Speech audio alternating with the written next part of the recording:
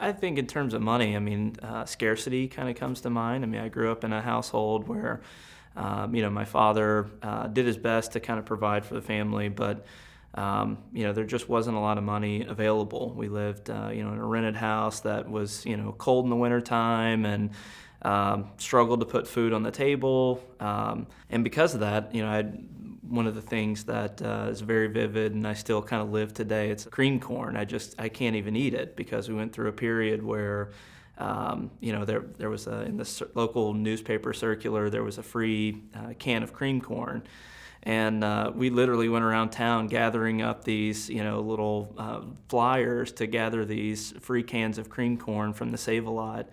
And, that's what we ate more or less for, a couple of weeks at a time. And that kind of got us through a rough patch. Probably really wasn't even just about money. The whole scarcity aspect of kind of what money meant to me. And it did have a huge impact because it was a resource that needed to be kind of hoarded and safeguarded and protected and, work hard for it.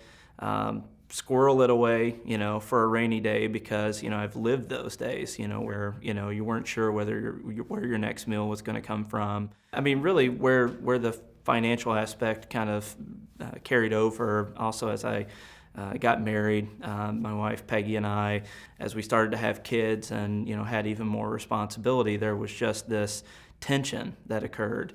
Whether it was monthly budget times and, I would work through Excel spreadsheets and made sure that I had, every dime accounted for. There was just a stress that existed around that. We weren't doing enough.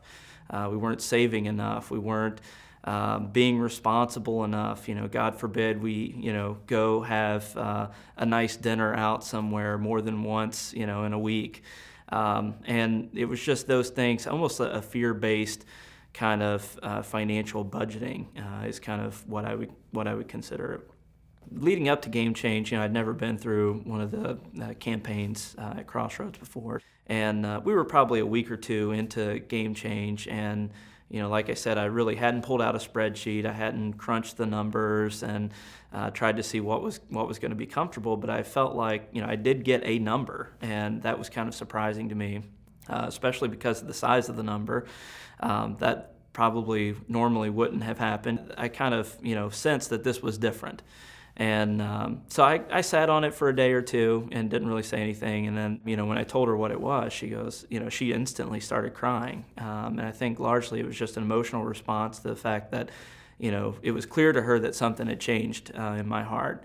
And that this was, this was different than any other time that we had approached it. And even then, it really wasn't overwhelming fear or, gosh, are we going to have to go back to eating cream corn again? It just was, hey, this is really what God wants, and this is truly how we make life change happen. The interesting thing is, as my wife and I talk about money, because I don't talk nearly as much about it, she comes to me from time to time and says, hey, are we doing okay?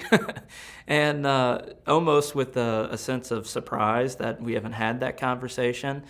And the money hasn't driven those conversations. We've kind of been able to take that off the table and talk about, where is it that we really want to go and where is it that God's really leading us?